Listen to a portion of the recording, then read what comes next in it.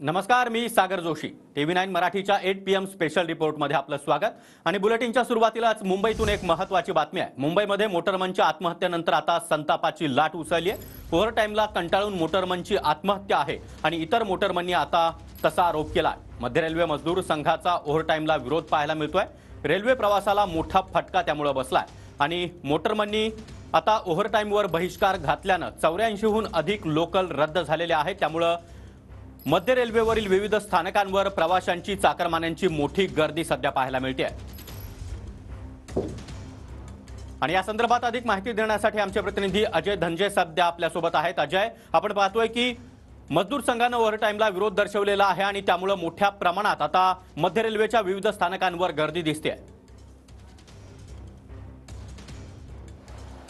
नक्कीच सागर, खरं तर मी आता छत्रपती शिवाजी महाराज टर्मिनल आहे. एक मुरलीधर शर्मा नावाच्या एका मोटरमॅनने आत्महत्या केलेली आहे. ओव्हरटाईमला कंटाळून या वर्करने आत्महत्या केलेली होती. त्यामुळे मध्य रेल्वेच्या ज्या काही ट्रेन्स आहेत त्यावर याचा मोठ्या प्रमाणात फटका पडलेला आहे. आपण पाहू शकतो ट्रेन्स ज्या आहेत त्या बऱ्यापैकी लेट चालत आहेत. आपण एका काकांशी चर्चा करू. काका, किती वेळापासून ही समस्या भासवते आणि तुम्ही किती वेळापासून थांबून आहे? ते 2-4 दिवसापासून चालू आहे.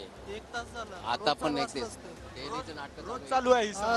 रोज याचं काही कारण समजू शकलं तुम्हाला? नाही, काही सांगत पण नाही. कोणी सांगतही नाही. अलाउन्स तरी ऐकता का तुम्हाला? नक्कीच इथं अजय, ऐकायला त्यामुळे काहीच आता कामावरून परतणाऱ्या चाकरमान्यांसाठी मोठा त्यांना त्रास या ठिकाणी सहन करावा लागतोय. धन्यवाद या सविस्तर माहितीसाठी.